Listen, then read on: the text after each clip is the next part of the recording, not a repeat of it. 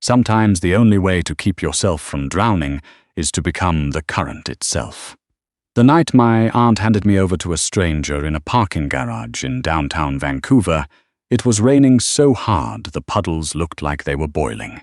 I remember that detail clearly, the way the water bounced off the concrete, the smell of exhaust and wet asphalt. I remember it because I was staring at the ground instead of at the man who was about to own me. His name, I would learn later, was Kade. Just Kade. The way his people said it flat, no softness, told me everything I needed to know about how he expected to be addressed. I didn't know any of that yet. In that moment, I knew only that my Aunt Rosalind's hand was on my shoulder, that her nails were freshly done in a pale coral, and that she was smiling at someone behind me the way she smiled at the church fundraiser committee. Pleasant, composed, already thinking about something else. "She's good with numbers," Rosalind said. "You won't have any trouble with her," as though she were recommending a piece of software. I was 26 years old. I had $37 in my bank account, a duffel bag at my feet, and a forensic accounting degree I'd scraped together on student loans and overnight shifts at a packaging warehouse on the east side. I had spent the last 8 months living in Rosalind's basement, doing her books, managing her property rental income, rewriting her tax filings after her previous accountant had made a mess she didn't want to explain. I had done all of it without complaint because she'd reminded me, quietly and repeatedly, that I had nowhere else to go. My mother had died when I was 19. My father had been gone long before that.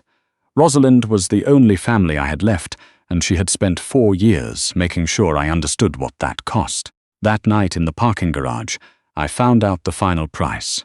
She'd borrowed money, a significant amount, from people who didn't extend grace periods. I didn't know the details then. I pieced them together later, the way you piece together broken glass off a floor, carefully, in gloves. What I understood in the moment was simpler and more terrible.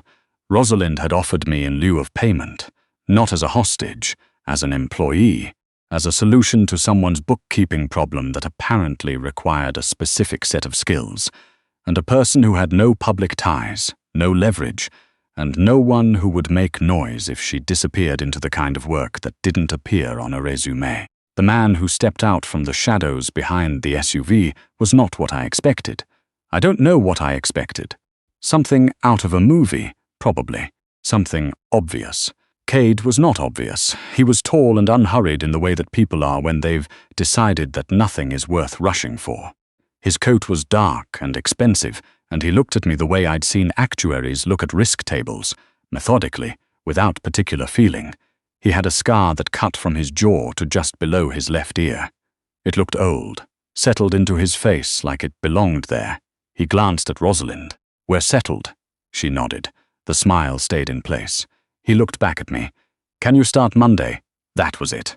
No monologue, no threat, no dramatic declaration of what I now owed or who he was or what he would do if I ran. Just the question, delivered like I'd applied for an office position. I picked up my duffel bag. Something in his expression shifted, not softened, recalibrated maybe. He nodded once and got back into the SUV. Rosalind touched my arm. "You'll be fine," she said. "This is better for everyone." I didn't answer her. I got into the car. The first thing I noticed about the building they drove me to was that the books were a disaster. Not metaphorically, literally. The office I was given on the 4th floor of a glass tower in Coal Harbour had filing cabinets that hadn't been properly organized in what looked like 2 years, digital records that didn't reconcile with physical ledgers, and 3 separate spreadsheets that were supposed to be tracking the same cash flow but disagreed with each other by hundreds of thousands of dollars. I sat down at the desk. Someone left a coffee on the corner of it without speaking. I opened the first cabinet and started reading. I didn't think about Rosalind. I didn't think about what I was doing or who these people were or what any of it meant. I thought about numbers because numbers were the only thing in my life that had ever behaved consistently. Numbers didn't have agendas. Numbers didn't make promises they didn't intend to keep. They either balanced or they didn't, and if they didn't, there was a reason, and the reason could be found. I worked until 3 in the morning. Then I went to the room they'd assigned me, small, clean, a window that looked out over Burrard Inlet, and I slept. In the morning I went back to the office. Nobody told me not to. Nobody told me anything. Men moved through the corridors with a purposefulness that suggested they all knew exactly where they were going, and none of them felt compelled to explain it to me. Occasionally someone would appear in my doorway, look at me for a moment, and leave. I treated each of these appearances the same way I treated the files. Noted, catalogued, moved on. On my third day, Kade came in. He sat down across from me without being invited, which was fine, because it was technically his chair. He looked at the stacks I'd created on the desk, the color-coded tabs along the open cabinets, the yellow legal pad where I'd started drafting reconciliation notes. "You found the gap in the Kelowna account," he said. "3 gaps," I said. "The Kelowna one is the smallest." He was quiet for a moment. "Where are the others?" I turned the legal pad toward him. He read it. His expression didn't change much, but something in the set of his shoulders did, a small release like a cable under tension going slack by 1 degree. "How did the last person miss this?" "They weren't looking for it," I said. "They were looking at line totals. The errors are in the subcategories. You have to cross-reference against the original transfer records, which aren't in the main system. They're in the secondary archive, which I'm guessing the last person didn't know existed. How did you know it existed?" "I didn't," I said. "I went looking for where the numbers went. That's where they went." He looked at me for a long moment. Not the way he'd looked at me in the parking garage. That had been assessment. This was something more like attention. "What's your name?" he said. I paused. "You didn't ask before." "I'm asking now." "Cora," I said. "Cora Beckett." He nodded.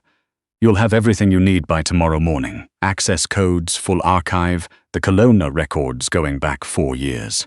He stood. "If you find anything else, bring it directly to me, not to anyone else." "Me, all right," I said. He was almost at the door when I heard myself speak again.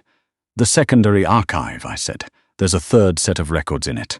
Not financial. I didn't open them. I wanted you to know they were there." He turned. The look he gave me then was different from any that had come before.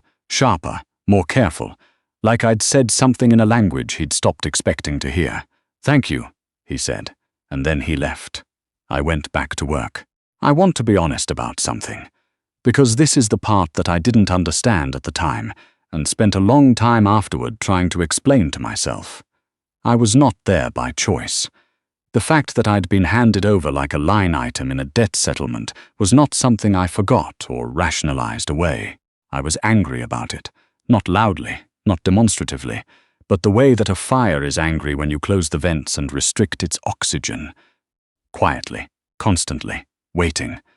But I was also, for the first time in as long as I could remember, good at something in a place where it mattered. I had been good at numbers my whole life, and it had earned me exactly nothing. A degree. A job at the packaging warehouse that didn't require a degree. A room in my aunt's basement where I filed her papers in exchange for not sleeping in my car. My skills had been useful to people who treated them as disposable. Something to extract value from and then leave behind. Here, in this glass tower in Coal Harbour, when I found something in the numbers, people moved.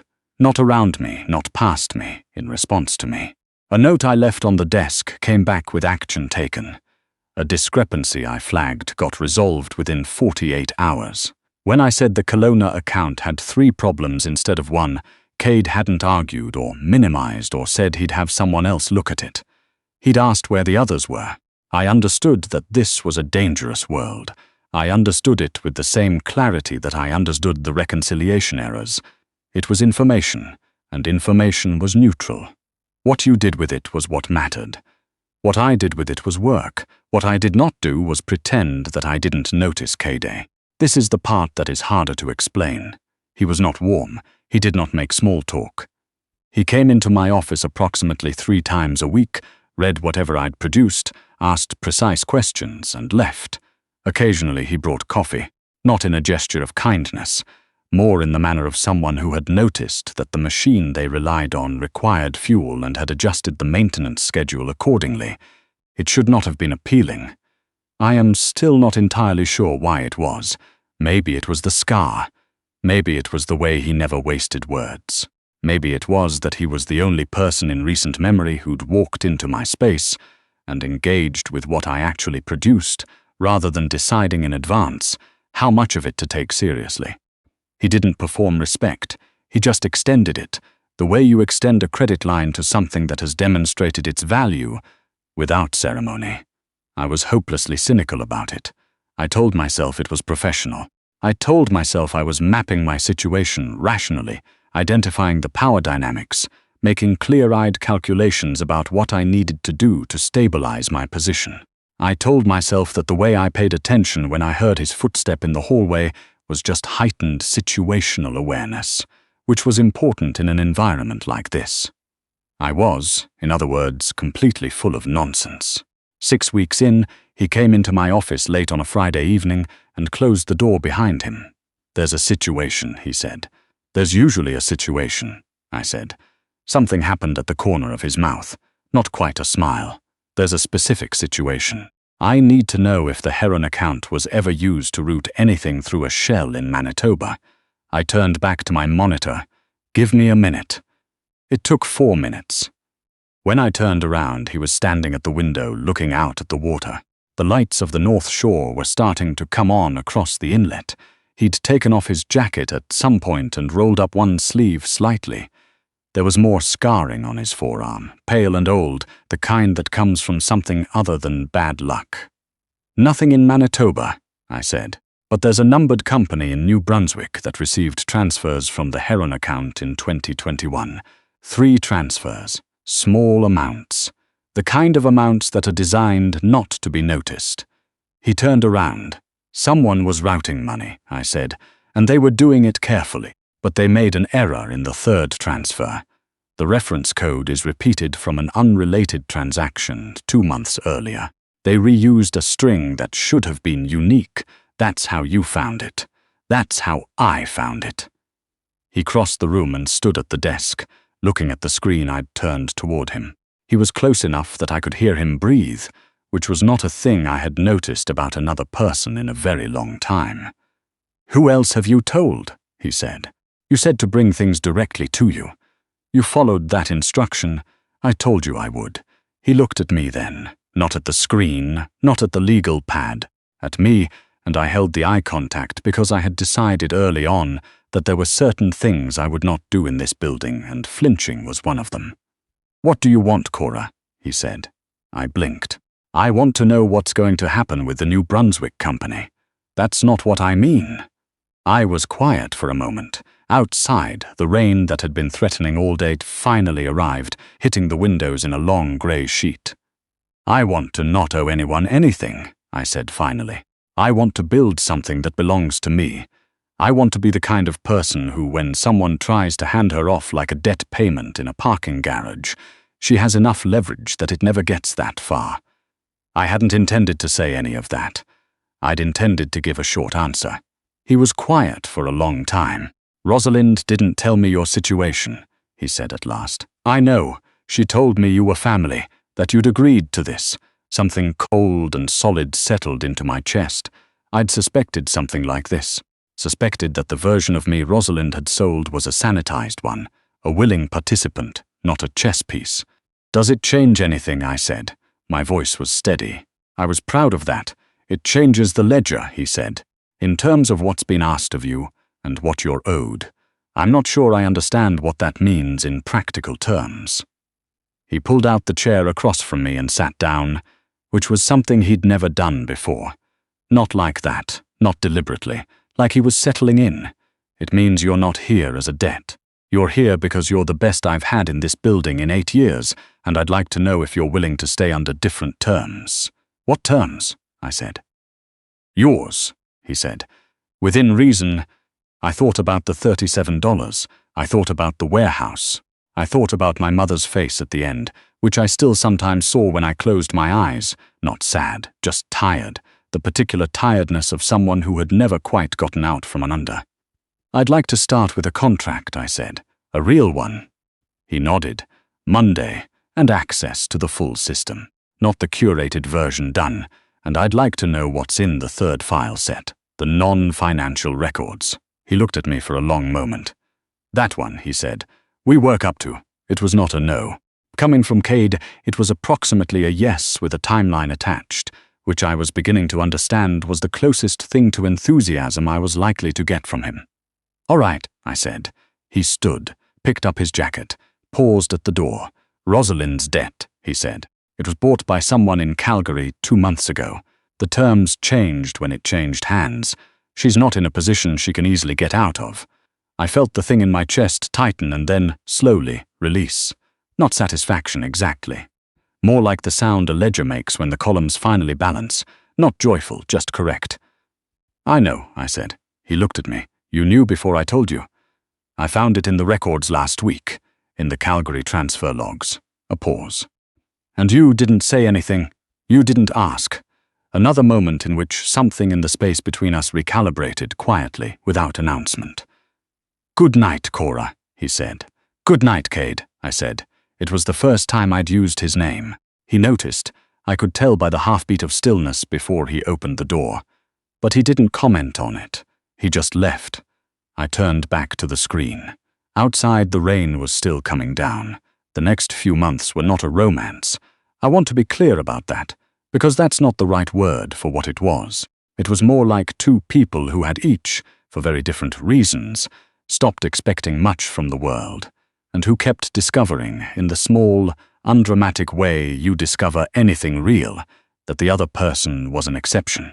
There was the morning he left a file on my desk about a discrepancy in the Whistler accounts, and had already annotated which sections he thought were anomalies versus which he thought were actual errors, and his annotations were right, and that should not have meant as much to me as it did.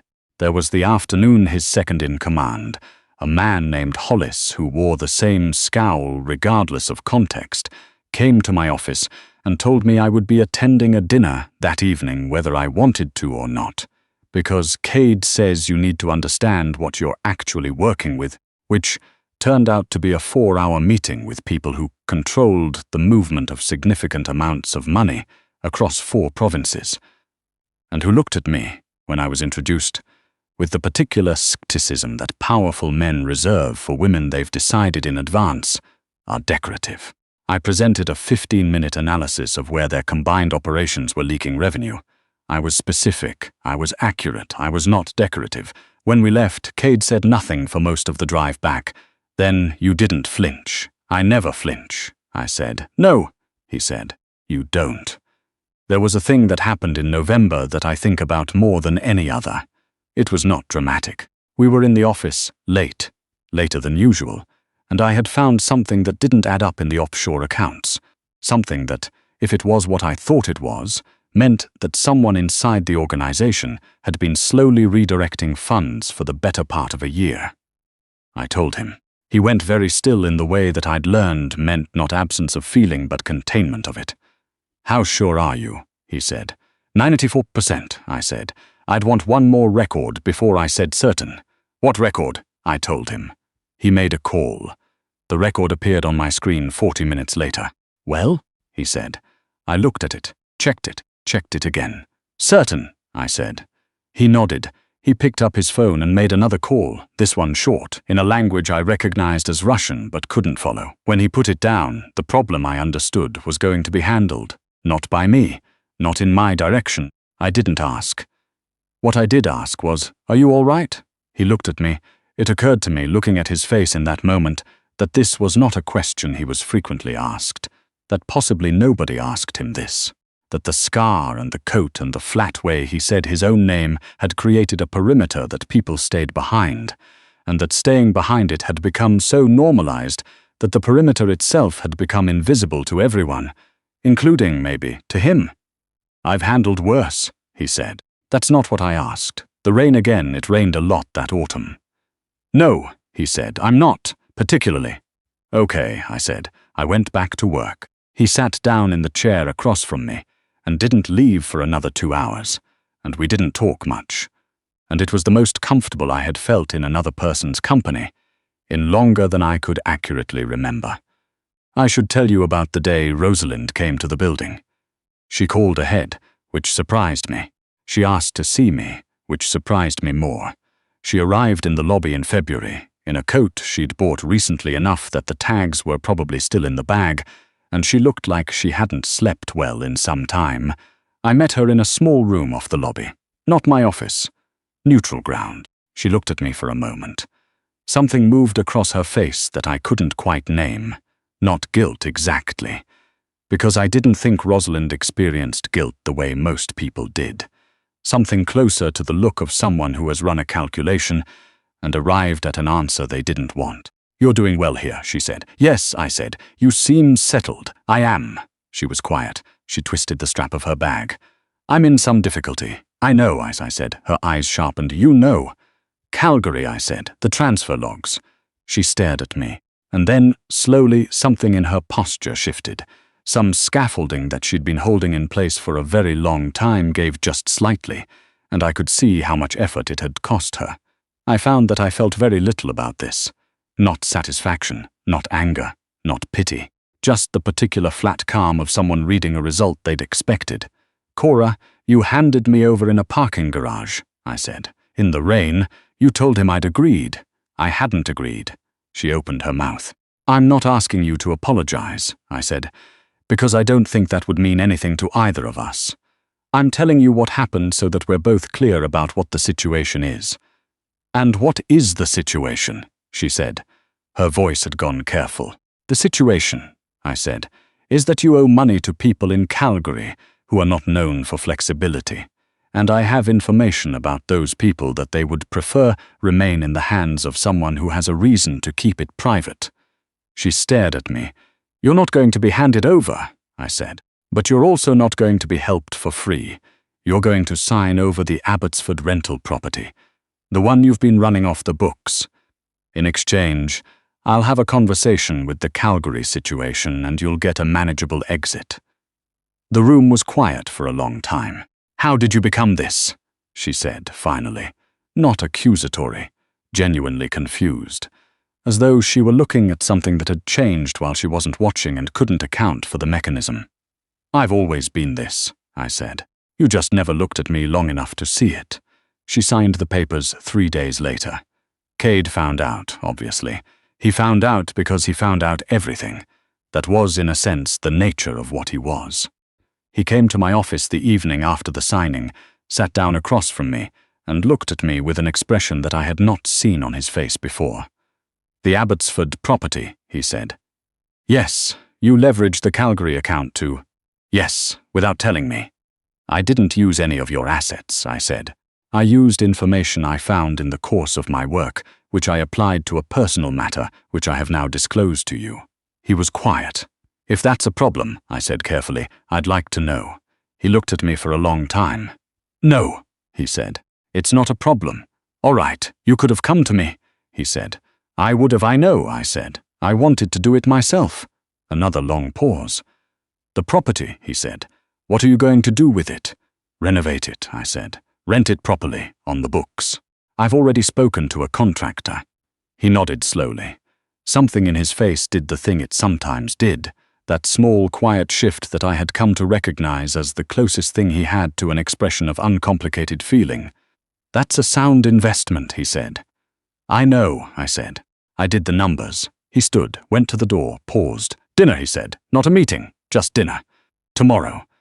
I looked at my screen, then back at him. "I'll have to check my schedule," I said. He looked at me.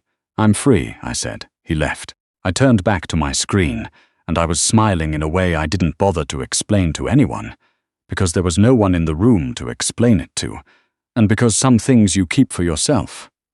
I did not become what I am overnight. It took time and work and a willingness to sit inside the discomfort of being in a place I hadn't chosen until I understood it well enough to make it somewhere I would choose. It took learning the difference between leverage and power, how leverage is external and temporary and can be stripped, and how power that's built from the inside is something else entirely. It took Kade asking me eventually, in the blunt way he asked everything, to stay. Not in the building, not in the role. To stay. I stayed. I run the financial operations of everything he built, and I built half of it again from scratch, because his systems were, when I arrived, an elegant disaster, and I have never been able to leave a ledger that doesn't balance.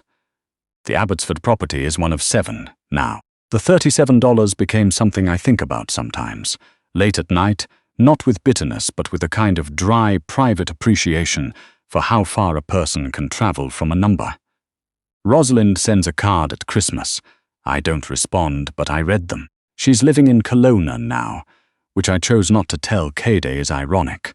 Hollis still scowls at me whenever I override his operational budget projections, which I do regularly, because he's consistently optimistic in ways that don't survive contact with the actual numbers. He respects me in the way that very stubborn men respect things they can't argue with. Kade most evenings comes to find me when the building goes quiet. He sits across the desk or sometimes at the window, and sometimes we talk and sometimes we don't. And the silence is the particular kind that only exists between people who have decided, without making a ceremony of it, that they are not going anywhere. I was handed off in a parking garage in the rain at 26 years old, with $37 and nowhere to go. I am 31 now. I have an office on the 4th floor of a glass tower in Coal Harbour, a view of the inlet, and a key to something that doesn't have a clean name. Not a house, not a kingdom, not quite a life I imagined for myself, because I never imagined anything this particular. I have a woman in a room somewhere in Kelowna who taught me, without meaning to, that survival doesn't require gratitude toward the thing that drove you to it. And I have Kade. That last part I keep for myself most of the time. But I'm keeping it. That's enough.